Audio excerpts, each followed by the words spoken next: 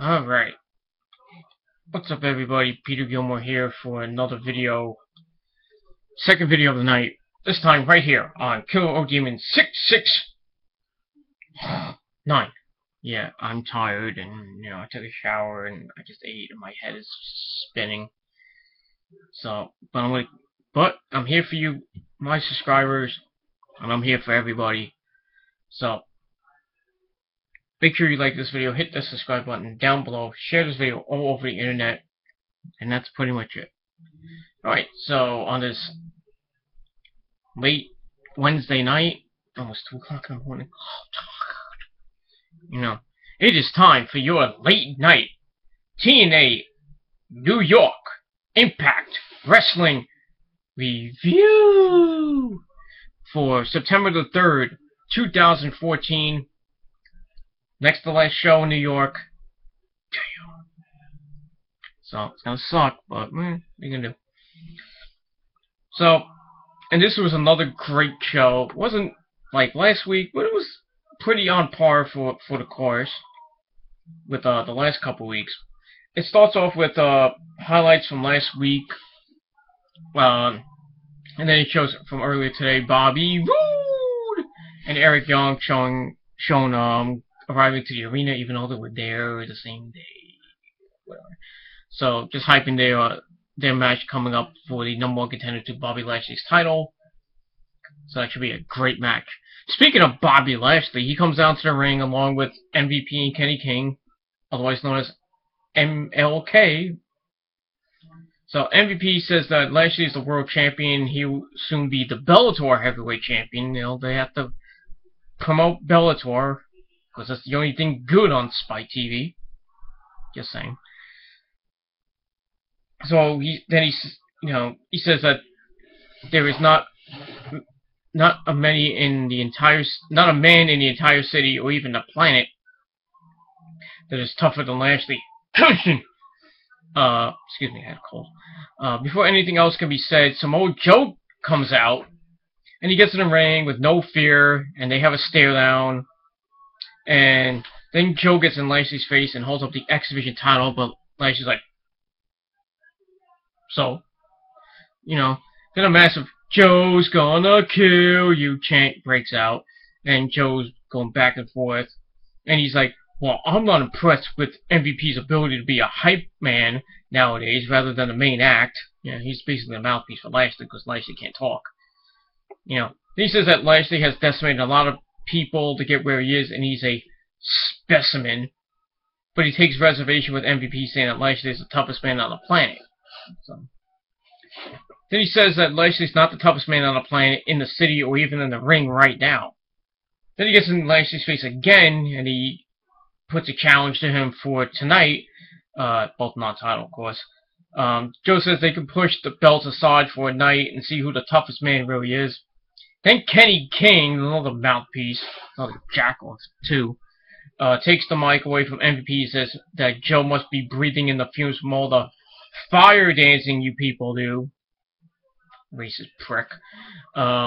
Because, Samoa Joe's from Samoa and they do that kind of thing.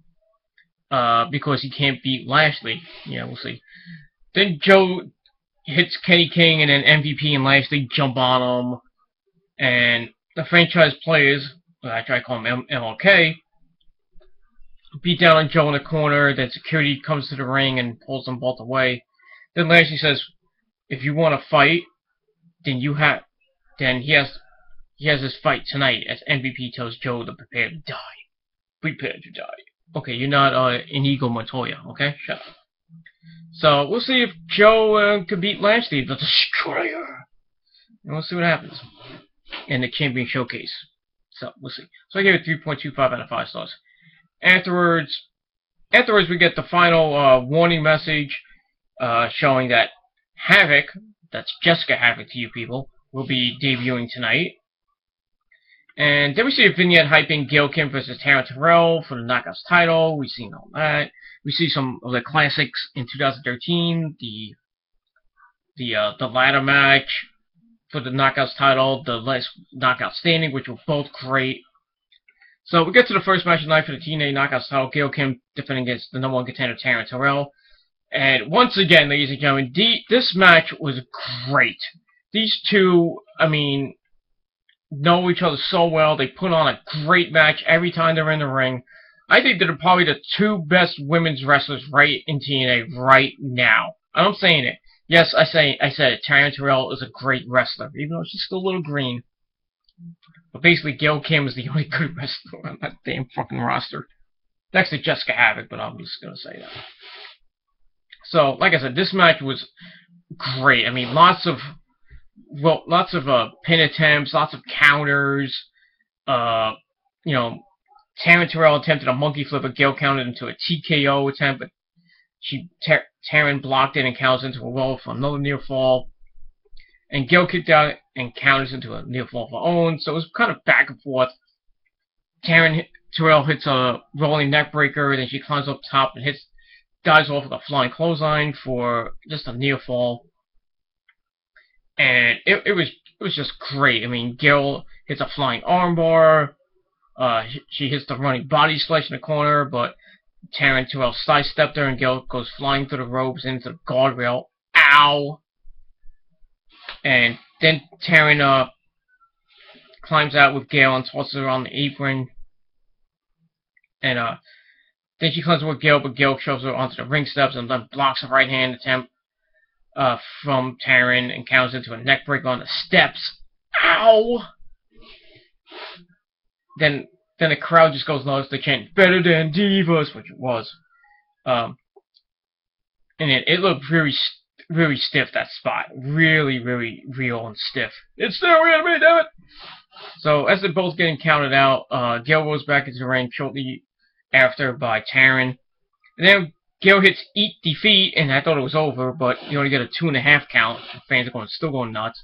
Then Taryn comes back, kicks out. Well, she kicked out. Gail can't believe it, begins hitting her with a series of forearms.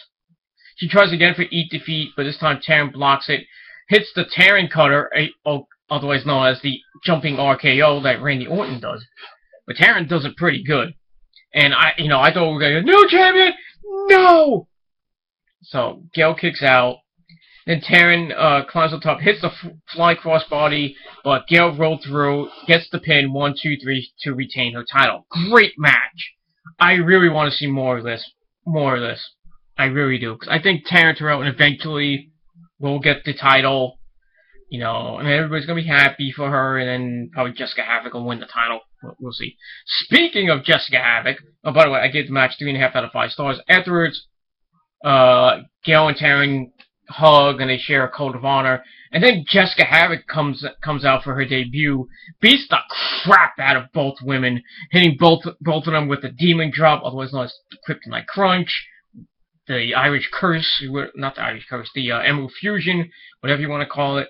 And then she stands over them, and that was it. So it looks like,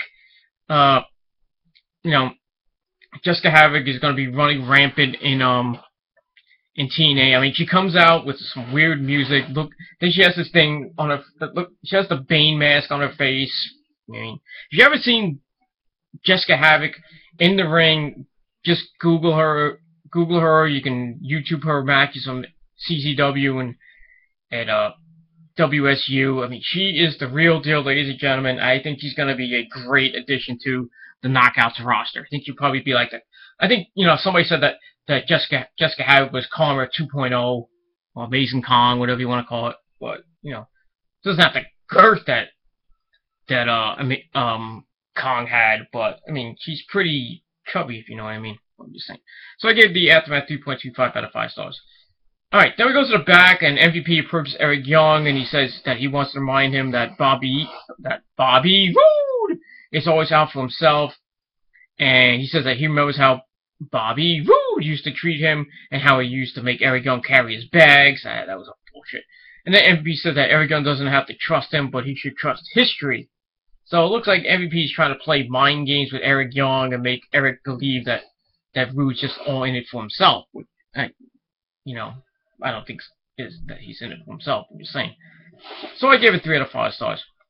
Alright, then we get a series of there's going to be a couple of videos with the bromans or at a club talking about their bro-off and the knockout that both Jesse and Robbie are going after.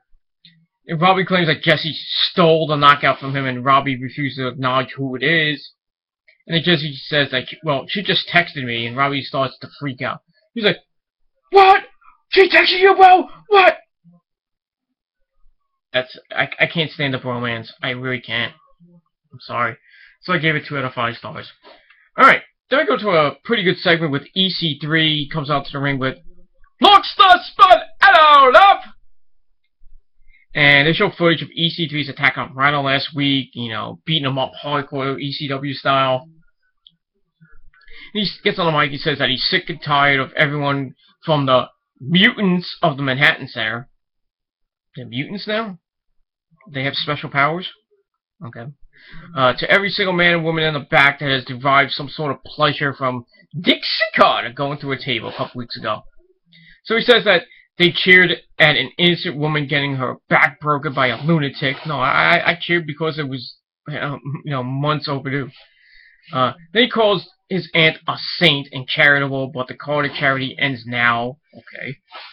And he says the first victim was Rhino, and he will continue to dish out the beatings to Rhino and those that are accountable for what happened to Dixie Carter.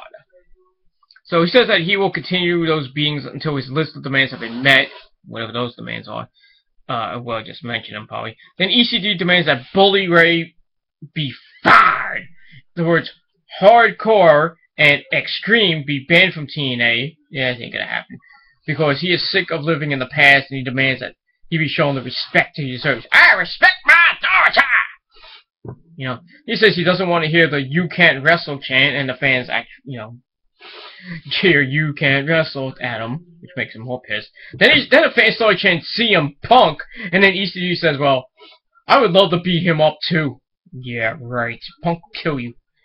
Then he says his reign of violence will continue because he's a Carter and the world needs him, blah, blah, blah. Then Rhino comes out from the crowd, jumps over the guardrail, and literally throws Rockstar Spud across the ring. I mean, he launched him like 10 feet across the ring, whatever it was. Then, before going out to EC3, but he starts beating him up a little bit. Rhino set up for the gore! But Rockstar Spud pulls him out of the ring, and they start retreating to the back. So Rhino's like, oh, okay, you guys want to be pussies? And he says that he wants EC3 in the ring right now so he can beat the living shit out of him. And then EC3's like, well, if Rhino wants to fight so bad, then he's got it. And then pushes Spud towards the ring and says that Spud's going to be Rhino's opponent tonight. Okay. And then Spud's like freaking out as EC3 heads back up the ramp, and then we have another, and then Rhino and Spud have a stare down. So it looks like Rockstar Spud's going to be the sacrificial lamb for EC3 tonight. So we'll see. So a decent segment hyping this whole feud between EC3, Spud, and Rhino. Just an okay feud. So I give it 3.25 out of 5 stars. Alright, we go to the back where a chick stares at Sam Shaw. We don't know. I didn't really get who she looked like, but Sam Shaw just ignores her. Gunner walks up, and Sam apologizes to him for what happened last week when he was, dressed in the army fatigues, and that he just wanted to see what it feels like to be a hero. And then Gunner's like notices the girl staring at Sam Shaw and says, "Don't worry about it." I wonder who it was. I don't even know. Maybe it was ODB. I don't know. But it was and I really don't like what this whole Sam Shaw Gunner freaking storyline is. I really hate it. So I gave it 2 out of 5 stars. So that leads us to match number 2, the Kings Lynn Hooligans, otherwise known as Bram and Magnus, taking on Gunner and Sam Shaw. This match was kind of boring and pretty much back and forth. The heels and the faces going back at it. Magnus came in, hit a vertical suplex when near fall. He tries for another one and then attempts a power slam, but Sam Shaw blocked it and attempts a roll up. Then Magnus held onto the ropes, and they hit a double clothesline on each other. Then Sam Shaw gets the hot tag to Gunner, and then Bram comes in, and Gunner just beastly beats Bram's ass. Then he hits a splash in the corner and follows up with a slingshot suplex. Then he knocks Magnus off the apron, then dives off the top with a flying knee. Well, Braun avoided it, and Gunner hurt his knee. It looked like he hyperextended his knee or some shit. I don't know if it was real or not, but whatever. He sells it, injuring. Excuse me. Injuring his knee, and then Braun, clipped the knee out from under him, rolls him up for the pin, which was a stupid freaking pin. So I gave the match 2.5 out of 5 stars. Afterwards, Sam Shaw is freaking out of what happened to Gunner. He's like, "You hurt my friend! What did you do, you son of a bitch?" So, Braun and Hanks are laughing at Sam. And Sam Shaw grabs Brian Stifler, brings him in the ring, and starts yelling at him for no apparent reason. And it goes like, "Chill, dude." But I still think a heel turn is coming for Gunner, and he's gonna beat the crap out of Sam Shaw, and that's probably it. So that's what it was. Alright, then we get the second video of the Bromans still talking about the knockout they're going after. Then we see the beautiful people, Velvet Sky and Angelina. Velvet walks in, and Jesse says he didn't match up with her, but Robbie says he did. Then Angelina comes and gets matched up with Jesse. And then they start flirting with the Bromans, even though Robbie E is going out or married to Brooke Tessmacher. I don't know about Jesse, I really don't care. As DJ Zima Ion looks on, Anthony says, "Well, there's no need for you guys to compete against each other because there are two of them and two of us." So he says as long as they keep the beautiful people happy, the Bromans will be happy.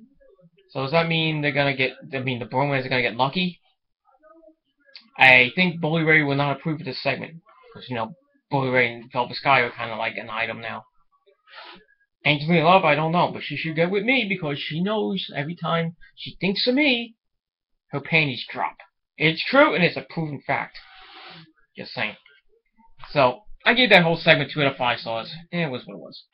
Alright, then we go to the match of the night, ladies and gentlemen, for the TNA World Title #1 Contenders match, EY taking on Bobby Roode. This match was great. It was like that and the Terrence Terrell Gail Kim match. These matches were the match of the night. It was great. Back and forth, each man knowing each other so well. Eric Young tried to go for the power driver. Roode counted into the crossface or the yes lock, whatever you want to call it. I'm surprised the fans didn't chant yes, yes. But I don't know. The fans were kind of like dead at that point. Then Eric, they trade some near falls with a crucifix pin, a backslide, and Eric Young hit a spiked DDT for 2.5. Then he climbed up top for the flying elbow. Ooh, yeah! But Roode climbed up with EY, only for EY to shove him off. Then he hits the flying elbow for a near fall. He tries to go for the power driver again. Roode blocked it with a backdrop. Then he attempts a sunset flip. Eric Young attempted a sunset flip, but Roode blocked it. Sits down on Eric Young for a near fall. And then they counter for a near fall. They go 1, 2. They get up 1, 2. Then they have the bridge and everything. And then Roode countered into another roll up, but this time Eric Young bridges up, but Roode caught him with the Roode bomb, and that was basically it. So Bobby Roode is now the #1 contender for Lashley's title. I'm glad, I hope, and pray that Bobby Roode beats Bobby Lashley for the TNA World Title. He deserves it. And I would like another year-long run with the title for Bobby Roode. I don't think it's going to be year-long, but we'll see. So, I gave it 3.5 out of 5 stars. That whole match was great. And after that, we see Bobby Roode in the back, and he's tired, he's exhausted, but excited that he gets his title shot, and he's ready to get his title back. He says that he is finally back in the world title picture, and he's coming to reclaim what is his. Then he walks into Lashley, and they have a stare down. So, we'll see what happens with Bobby Roode and Bobby Lashley. The battle of the Bobbies, I guess. Well, not that kind of Bobbies, but I'm just saying. So, I give it a segment 3 out of 5 stars. Let me check my time here. Oh, pretty good. Alright, then we cut to JB with Team 3D, Brother Ray and Devon. They announced that the next match in their series, tag team title series, will be a tables match, which I mentioned last week. Then Bully says that if there's one type of match that Team 3D has perfected, it's the tables match, and that's true. He says everyone's talking about the resurgence of tag team wrestling in TNA, and that's true. We got a couple more teams coming up. And he says he's proud to say that tag team wrestling is back, and they will end the series next week, and once again become the tag team champions for the 23rd time. And he says they will go into the Hall of Fame as tag champions. And then Demon's like, the fans will see why they are the greatest tag team of all time. And then he does his little catchphrase, "Oh, my brother, testify!" So, we'll see what happens next week on the program with the Wolves, the Hardys, and Team 3D in a tables match next week on the program. So we'll see. So I give the segment 3 out of 5 stars. Alright, match number 4, TNA X Division #1 contenders scramble match, 6-man scramble. Tigre Uno taking on Crazy Steve, DJ Zima Ion, the Notorious 187 Homicide taking on Low Key, taking on Mac. I mean, this match, if you blinked, you missed it. And I blinked and I missed a lot. I mean, there was a bicycle kick from Tigre Uno. You know, Manic doing his usual suicide stuff. Loki hit a bridging fisherman suplex for a near fall. You know, it was just all over the place. We get near the end. Zima grabbed Tigre and hits the hostile makeover. That is his new finisher. Then Crazy Steve and Manic whipped Homicide and Zima into the ropes, but they held on. Manic dropkicked Zima and Homicide backdropped Steve over the top to the floor. Then Homicide and Manic go at it, but then they whip Tigre and Key into the ropes, and then Tigre, Uno, and Loki hit stereo backdrops, but they only got kicks.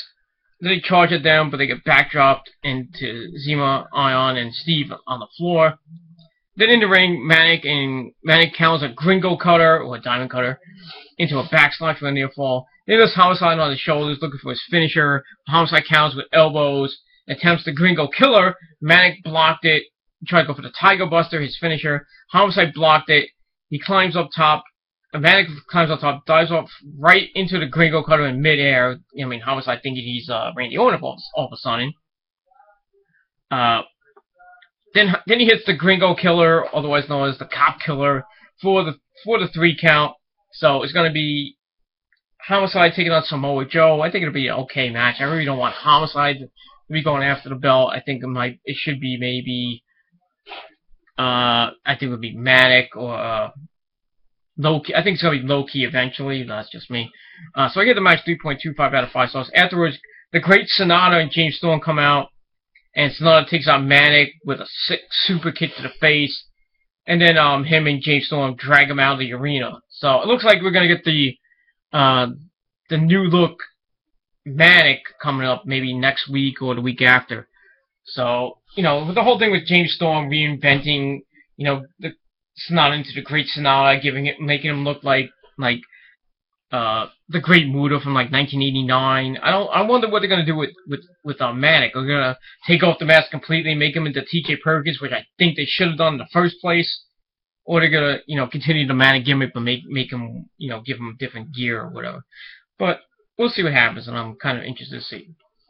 So, alright, after that, then we see Austin Aries come to the ring, and he talks about what Sonata did to him last week, you know, spraying the mist into him, beating him.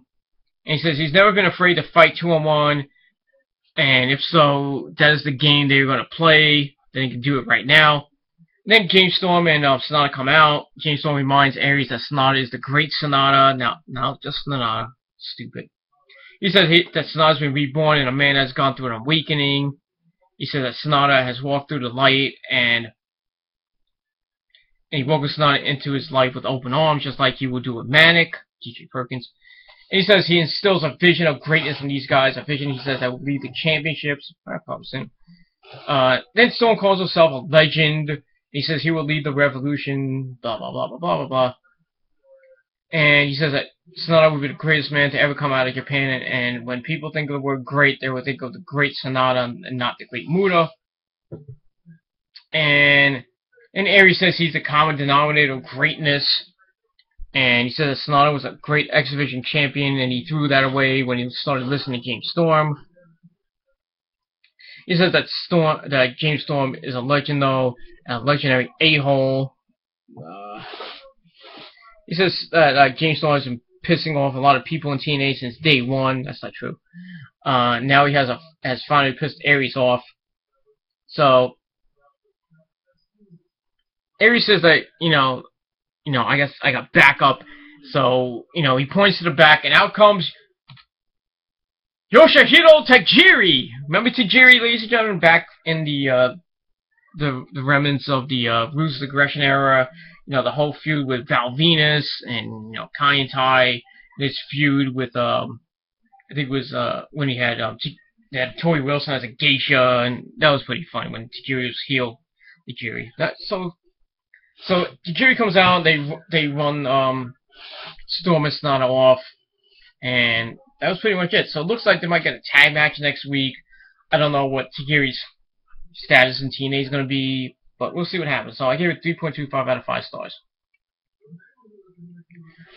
Alright, then we go backstage. We see Voxel Squad approach EC3 and ask him, "Why did you have to put me in this match, Master Carter?" Then EC3 says that Spud has done nothing in defense of Dixie, so now that it's his time to get his ass kicked. I agree. He says that if he doesn't like it, then there's the door, and he points at the exit. But if he still wants his job, he better go to the ring and get his ass kicking from Rhino. So I give it 3 out of 5 stars. Then we see a vignette promo showing Sergeant Chris Melendez, who debuted last week, shown, so he should be debuting either next week or the week after. Alright, then we get to match number 5. Rhino taking on Voxel Spud. This match was a squash. Basically, EC3 was trying to distract Rhino, but it didn't work, and then Spud tried to, do some moves, but didn't get anywhere. Rhino hit the gore for the win, and that was it. And then him and EC3 have a nice stare down, and that was it. So we'll see what happens in the ever-growing feud between EC3 and Rhino. So I gave the match 2 out of 5 stars. It was what it was. Alright, then we get to the main event, Champion Showcase, Lashley versus Joe. This match wasn't that bad. I thought I expected a little bit better. Joe and Lashley met each other in the aisles, and they start scrapping right off the bat. Joe hits Lashley with a series of jabs. Lashley comes back with a back kick, and he tosses Joe into the steps. Ow! He sends Joe into the steps again, and he hits Joe with some big right hand and chops. And he was dominating through most of it. And Joe came back with a running back elbow, followed by the leaping insecurity, Then he tries to go, do the face wash in the corner. Then he hits the Yakuza kick in the corner, and he attempts to whip Lashley into the opposite corner. But Lashley reversed it and hit a series of running shoulder blocks. Blah, blah, blah. The rest of the match was pretty much back and forth. Lashley hit a half Nelson slam, and Joe fights to hold off as Lashley transitions right into a headlock. So we're getting to the end. Lashley goes for another leapfrog. Joe stops this time and catches Lashley with an atomic drop followed by a mafia kick. I'm saying it as Yakuza kick. Then he hits the backsplash senton. For 2. Hits a snap power slam for another near fall. Then Joe comes up top, gets a tornado DDT going, but Lashley cuts him off and then pulls Joe down into a running power slam. He sets up for the spear. Joe catches him with a roundhouse kick and then a coquina clutch, and Kenny King then runs out from the back and distracts Samoa Joe on the apron. Samoa Joe knocks him down to the outside, but that led to Lashley coming in and hitting a half Nelson suplex. And that was basically it for the episode. Then he hits the spear, gets the win for himself. So Lashley continues his dominance as the TNA World Champion. I'm hoping that Bobby Roode beats him because I'm kind of getting sick, tired of the same repeated bull crap from him. But like I said, the match itself between Joe and Lashley was okay. Expected a little bit better, but I gave it a nice 3.25 out of 5 stars. Impact once again did pretty well. I think it was the best show on the cable this week. Minus Raw being suckage. So we'll see what happens from there. So I gave Impact 6.5 out of 10 stars, and I slouched. I'm sorry. Just tired and just about to go. So like I said, I gave TNA 6.5 out of 10 stars. It was a pretty good episode. We'll see what happens next week with the Tag Title Series tables match between the Hardys, the Wolves, and Team 3D. And then we'll see more stuff on the program next week. the stuff with Jessica Havoc and Gail Kim and Terrence Harrell. That's gonna keep going. We'll see what happens with Bobby Roode and Lashley going into their match. Probably be a Bound for Glory or sometime before that. We don't know. And that's basically it. So let me know what you guys thought of Impact down below in a comment. You can do a video reply if you wish. Hit that subscribe button. Let me know you guys are out there. Share this video all over the internet. And yeah, that's pretty much it. So tomorrow I got another video. You got more videos from me. This time on D-Metal got 669. Got to talk about wrestling going downhill. You know, a video response to my good friend Jeff the Iceman. So that should be good. Friday I'll have my Ring of Honor All-Star Extravaganza 6 predictions, as the show is on Saturday night on iPay-per-view. Or if you're cheap like me and don't want to pay $14.95 or whatever it is, you can go to watchwrestling.ch and watch the pay-per-view for free on a HD quality stream, which is actually good. So that's basically it. So thank you all once again for watching, and have a great weekend if I don't hear from you before. But if not, we'll see you guys next time. Peace.